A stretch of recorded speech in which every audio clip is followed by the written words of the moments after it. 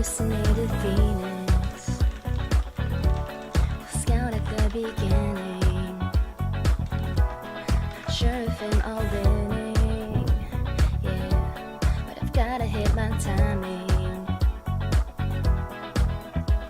It's we're so behind, so we made a junction, and now we will dine in his mineral line. The turret's up at the front, he drops a mule and he's done. He thinks we're playing for fun, we made DTs and got lucky. The turret's up at the front. Hello and welcome to the final day of the Imperial StarLeague Summer 2013. I am Zane R and I will be casting alongside Bradley. Hello Zane. Oh my god, it has come down to the final day, and what a day we had ahead of us now. Two series, not just one series, two series of games coming up. Firstly, we will be having a PuSy fight. PuSy Moonbaby against PuSy Sparhawk. Who is the best member of the PuSy clan? Of course, this is just 3rd and 4th place match, but a lot of honour is on the line. I'm sure both of them are going to be fighting the hardest to be proclaimed the biggest PuSy here in Imperial StarLeague Summer, and I reckon we'll see some really interesting games coming out of those two. Yep. I mean, it will be a Zerg versus Protoss, a matchup we've seen quite a lot of this tournament. Do you think this is going to play out similarly to Winston, aka Roxy, against Sparhawk? That was, of course, a 3-2 victory for our finalist Roxy. I don't know. I think Sparhawk's definitely in for a good shout. I mean, being a Protoss, we know Moonbaby Lewis Gall does struggle a bit with PvZ, or at least he did against Glenn, so I wonder if we'll see that again in this 3rd and 4th place match. Yeah, I mean, both players did lose to the opposing race in the round of 4. And of course, being teammates, there will be a lot of mind games going on. Yeah, that's a good point. We haven't really seen much mind gaming going on up until this point, but that could definitely be a factor coming up in this 3rd and 4th place match. Yep, and the first map will be Polar Night, and this is only a best of 3, being the 3rd and 4th place match. Absolutely. Don't want to run too late here. We do, of course, have the finals coming up afterwards, which will be a full best of 7. Am I right in saying that? A full best of 7. It will be an epic series. So we have a chance to see every single map in the map pool, which will be very exciting because, as I said before, I do want to see some of those new maps. Yeah, I mean, the up. first map is Polar Night, and that is a wow. new map. Wow, A map I that didn't know both that. players might not have much experience on. In fact, I haven't even got this map downloaded, even though I was pretty sure I downloaded it for the semi-finals. So I don't know why it's going to take me a while to get into the lobby here. I do apologise about that. And this map, of course, has a lot of interesting snow effects, contributing to its large download size. All those textures that aren't in any of the other maps, just for that sexy snow. Yeah, I mean, Neoplanet S, you get snow on that map, but not on medium settings. But here you get snow no matter what graphics settings you're on. And is that something that you think, shouldn't be in a map that could be played competitively? It can be distracting, and of course, I've heard someone complain that they couldn't see my DTs because of the snow, but I mean, it's not too much of a problem. I don't think that's a legitimate excuse, to be honest. Yeah, I agree. I mean, he would have lost anyways. So the countdown has begun. Moonbaby versus Sparhawk, PuSy versus PuSy, Zerg versus Protoss. It's all come down to this. Neither player can win it all, but glory is still on the line. No ISL points, though. Yeah, I mean, as you may both have players mentioned will walk away with the same amount of ISL points. Yeah, disappointingly for both of them, I'm sure. I'm sure one of these two would have loved to make it into the finals that we will be seeing later. Diamond versus Masters. Of course, those ISL points do get you an invitation into the Imperial Con at the end of the year. Imperial Con. Fantastic. Especially for our players who aren't actually at Imperial at the moment. I'm sure that would be a great. Oh, I think. Oh, I think Sparhawk's doing his PhD. I am honestly not sure about everyone, but I'll take your word for it. Well, in the bottom right, we do have the teal Protoss PuSy Sparhawk spawning, and in the top left we have, throwing out some trash talk, the orange Zerg PuSy Moonbaby.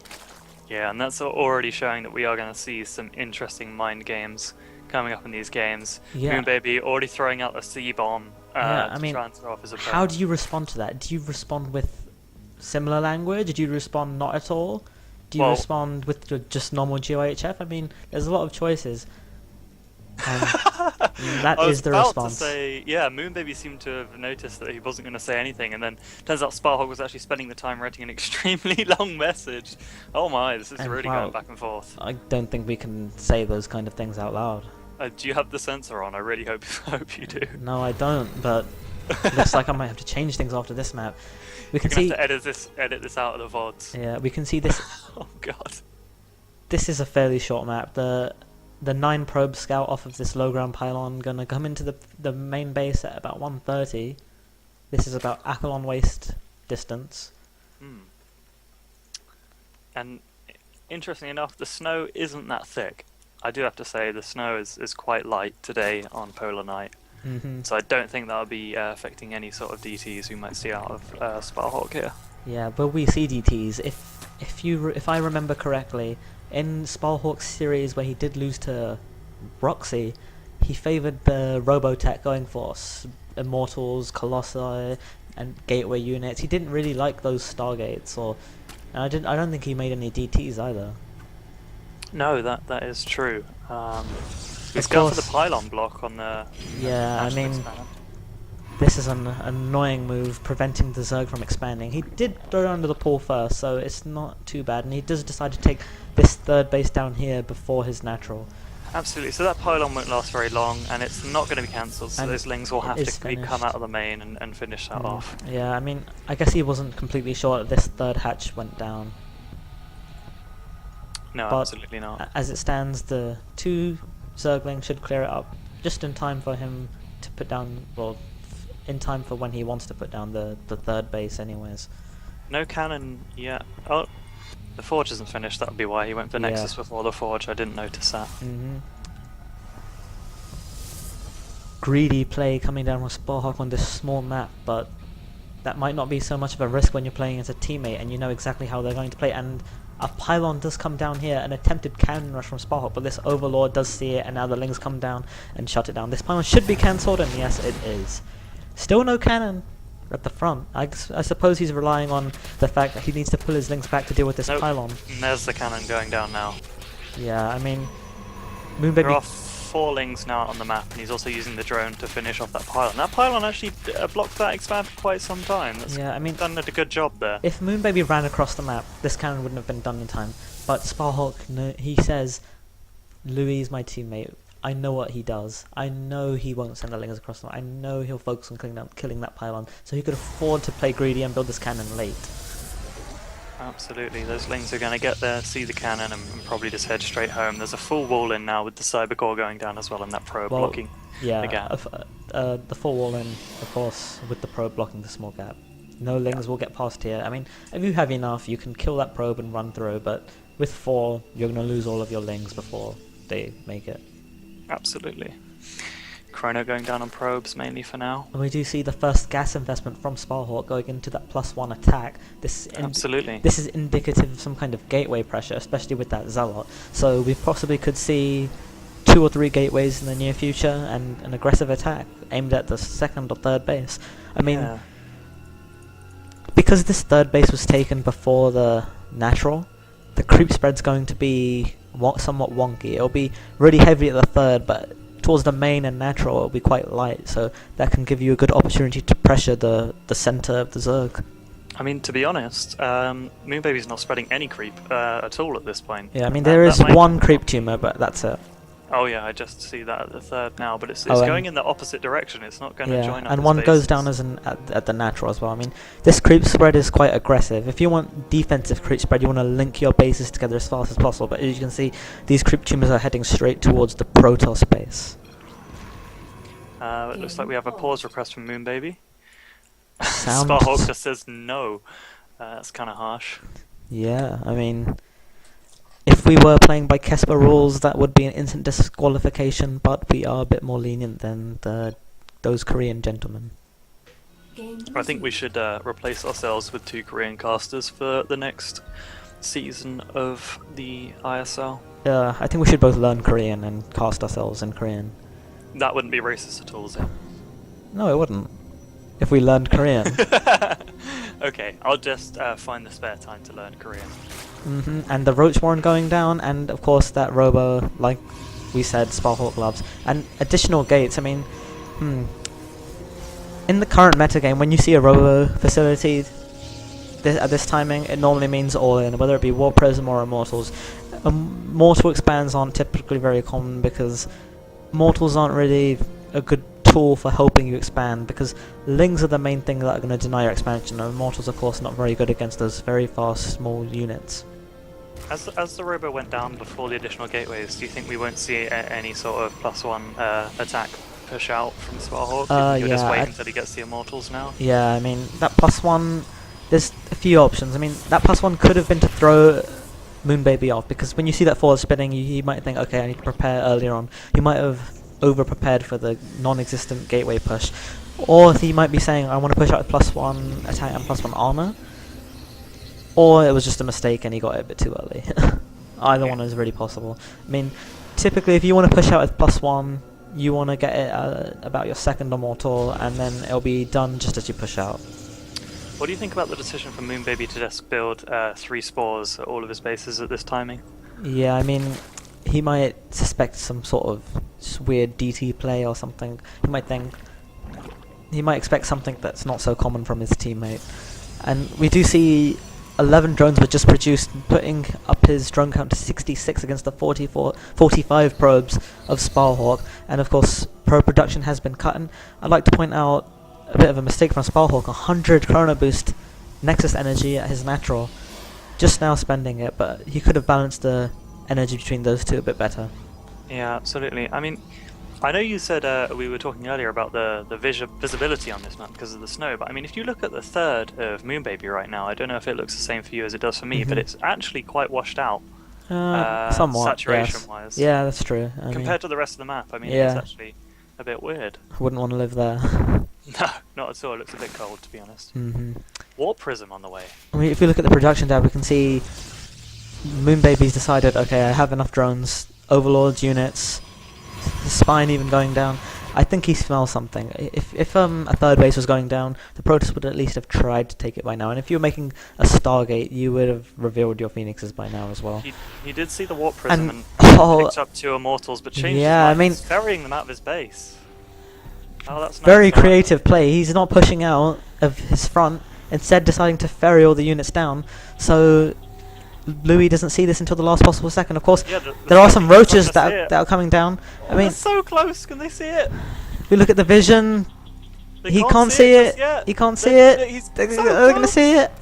Oh, he's gone the wrong way. And like 2 ships passing the units do both avoid each other. This is a very aggressive attack by Moonbaby. He's going to force the army of Sparhawk back.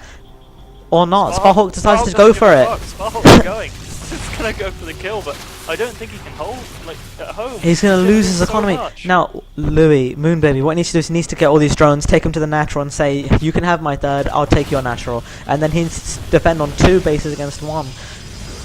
A supply block, kind of, for the Zerg player. 155 or 160, a lot of Overlords going down then. Drones running away. The Protoss supply block, 96 over 92. The Nexus is going to go down, which is supply block even more. If he takes down the Cyber Core, no more Stalkers will be able to be made. An Immortal being chrono to help defend these roaches, but he needs sentries to block the ramp. Like, yeah, but Moonbaby is content. He says, okay, I've killed the natural, your economy's screwed. I'm going to come back and defend or not. He needs to get home. The drones are all being so indecisive. Attacking with the drones. These units need to be doing something. He needs to be either going back or needs to go up the ramp. I mean, either.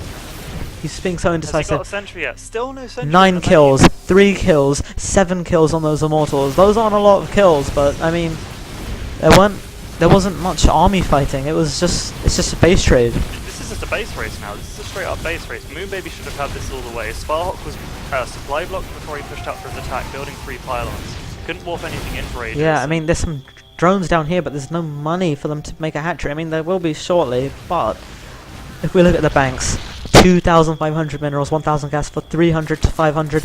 But if we look at the unit count, there are 8 probes somewhere, so he can build a nexus.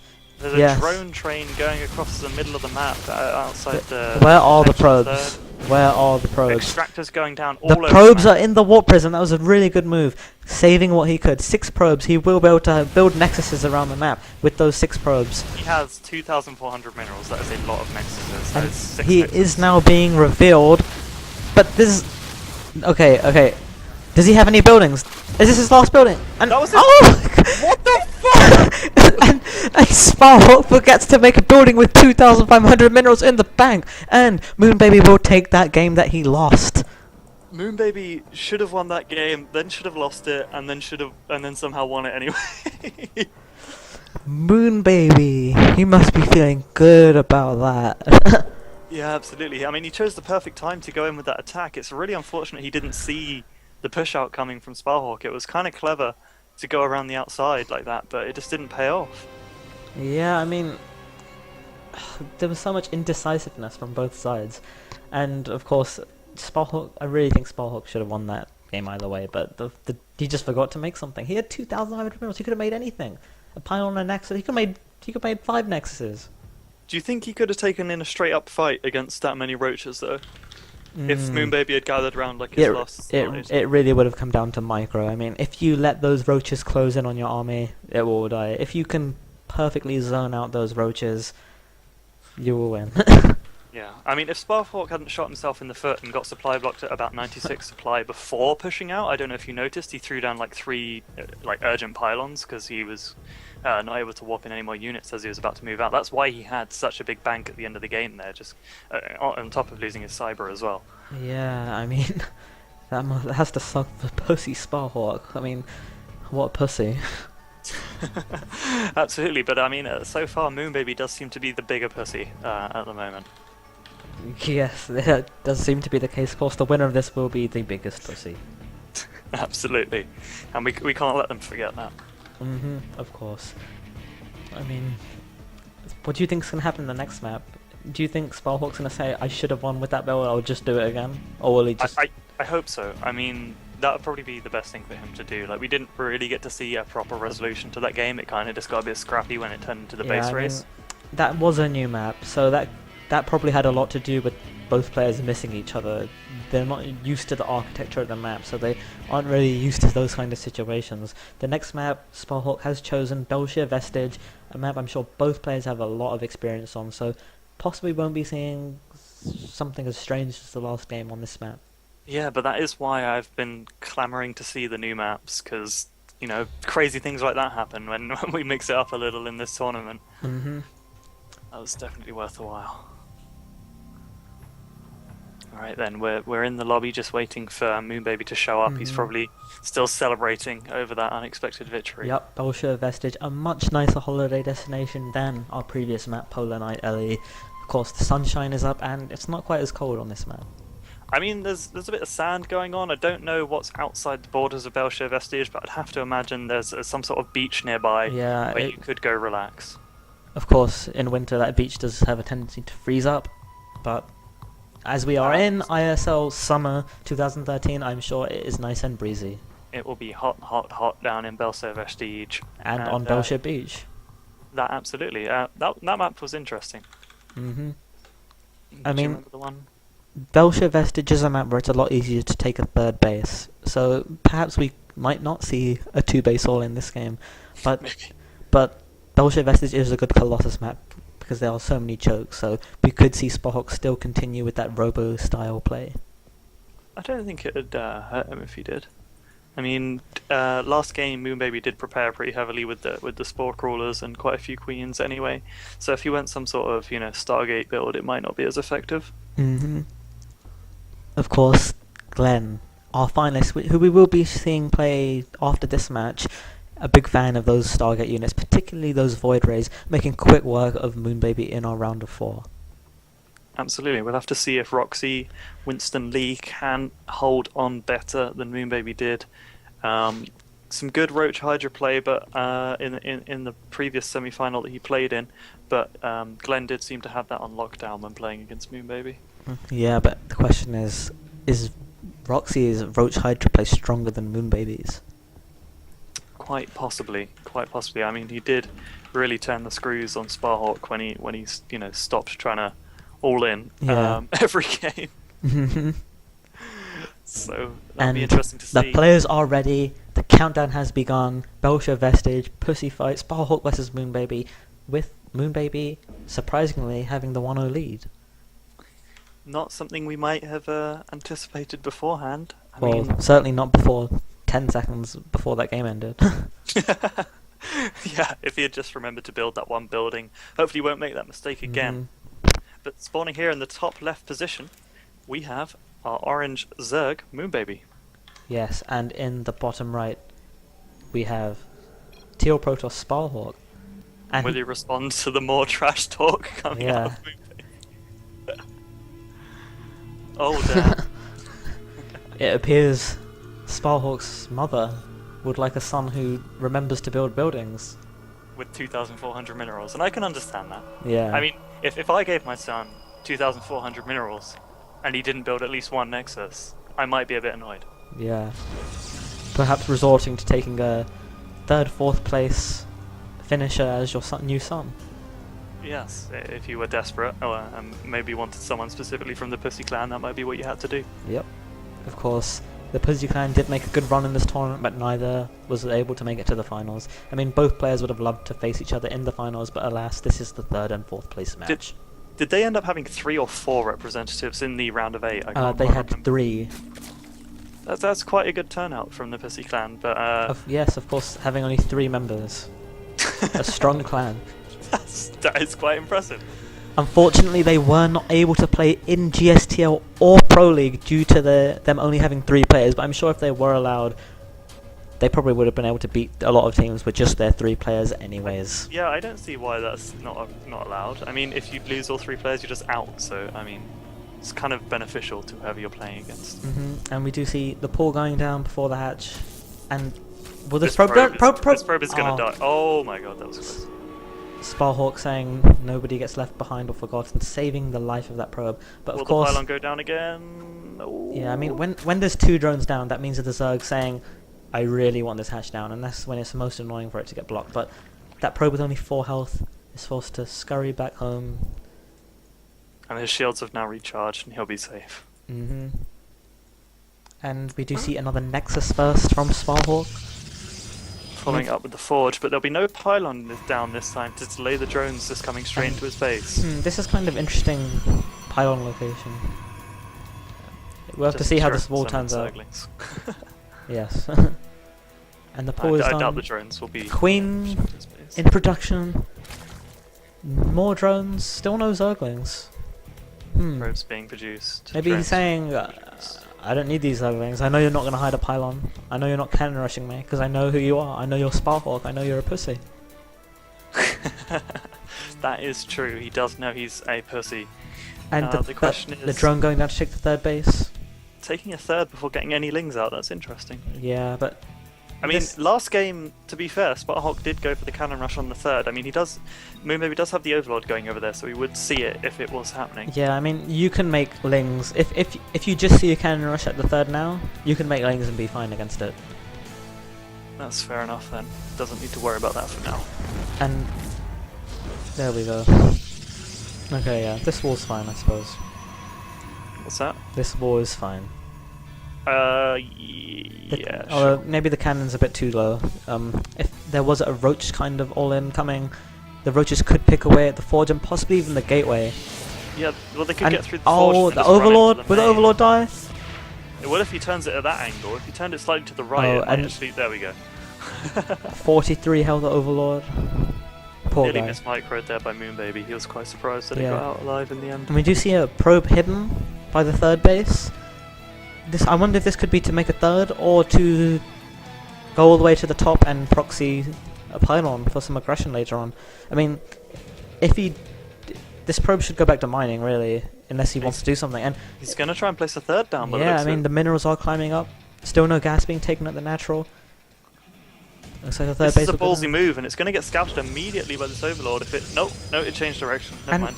And also another thing I'd like to note is the Overlord spread from Moonbaby is kind of strange. Normally you have 2 Overlords on the map, like the Protoss side of the map at this stage. Like one where his is now and one about here. But as you can see, he only has the one, and he's just sending out quite a few now. I mean, if Phoenixes were coming, all these Overlords being sent out would be killed. I mean, you can afford to lose 2. But any more than that is quite painful. He's got But like 5 in positions where they could potentially die right now, But- and not really doing a whole lot for him. yeah, I suppose he's confident that his teammate opponent doesn't favour those Stargate Phoenix openings. I mean, have we ever seen Sparhawk go for a Stargate yet? I'm sure he has, but I haven't. Okay. I I mean- mean, I meant in the tournament. Yeah, I mean, that we've seen so I mean, far. Phoenix such a popular opening. I'm sure all Protoss players would have at least tried it a bit to see if they like it.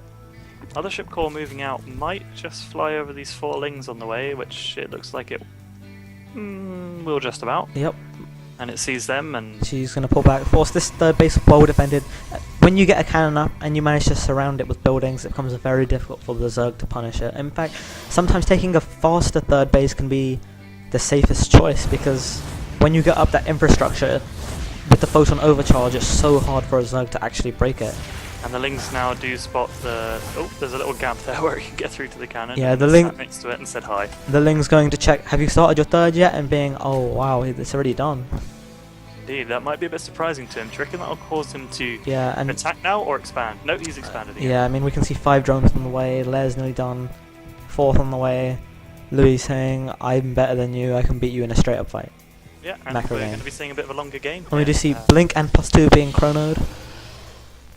Not favouring the robotics this game, still no robo on the way.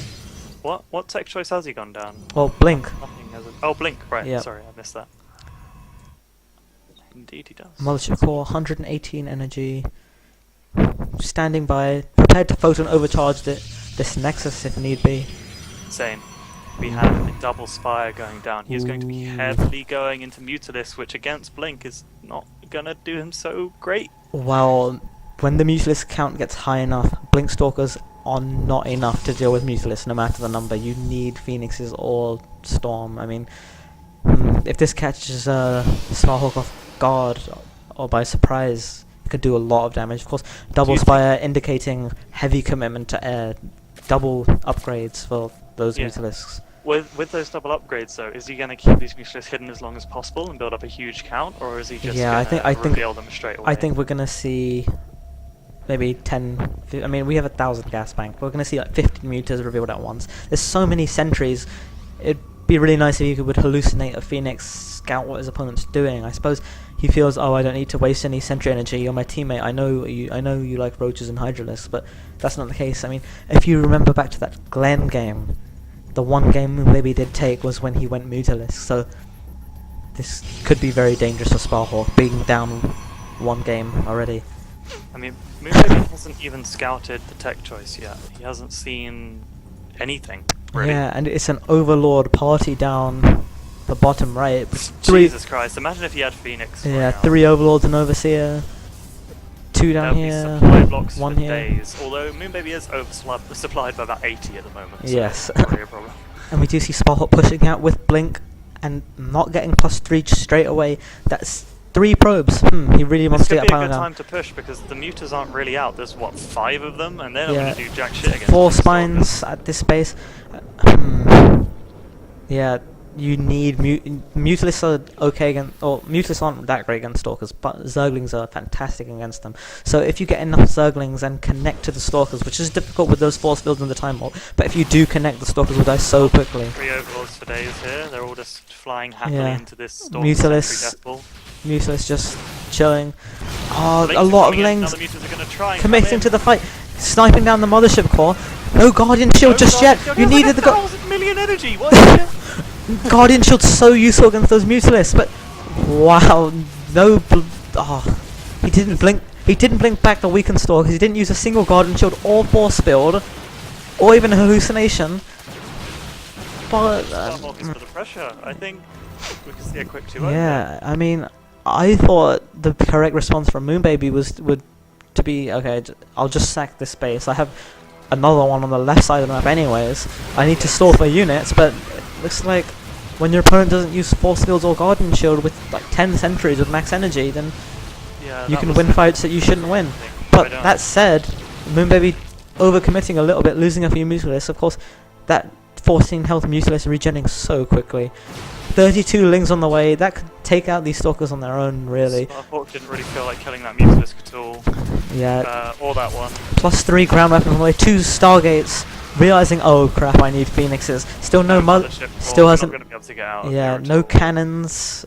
I mean, there's one at the third, but that's not really in a good position to defend against Mutas. And all the Stalkers are cleaned up. 165 supply to 93. At this point, Moonbaby has a 5th just for gas. I mean, he's pretty set at this point. Yeah, I mean, 2 Stargates won't get you enough Phoenixes out in time to deal with this increasing Mutalist spot. That is 1-1. 2-2 on the way, 8 more Mutas in production. And even going to depower these Stargates. Stalkers blinking up, but the Mutas can take them. They are well upgraded. 2-0 Stalkers versus 1-1 Mutas. I think those Mutas could have won the fight, but playing it safe, pulling back. Still no cannons at any base towards the mineral line. More Lings on the way. I think these Lings are just going to run by the 3rd, snipe it, and then probably bugger off. I mean, Yeah, I think things are looking grim for Sparhawk. it's a shame we didn't really see more of a fight here out of Sparhawk.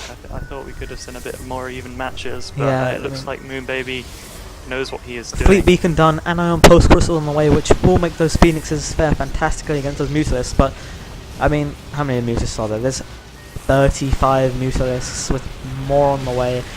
It's going to take a good 6 minutes for you to get enough Phoenixes to pose a threat to that many Mutalisks, and even a 6th base and 7th base, taking all the remaining bases on the map.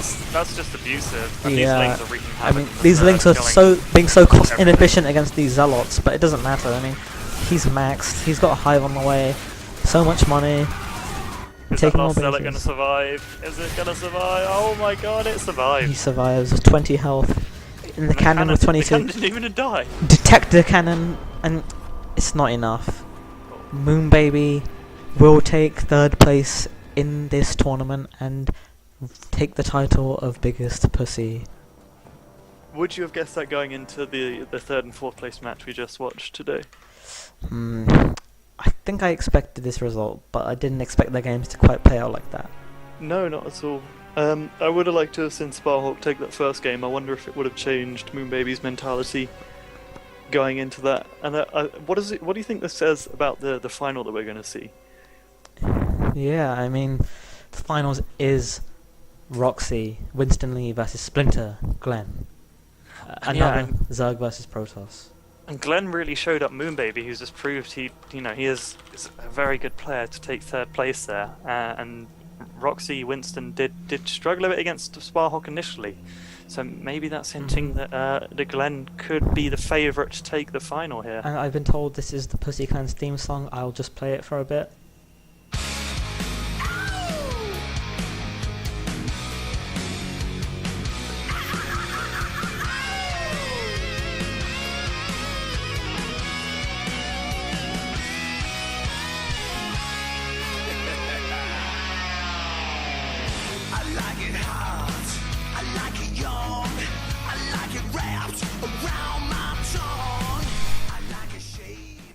Okay, I think we get the idea of that song. Absolutely. Well, congratulations to the Pussy Clan for taking 3rd and 4th place in the Summer ISL tournament. Yep. And now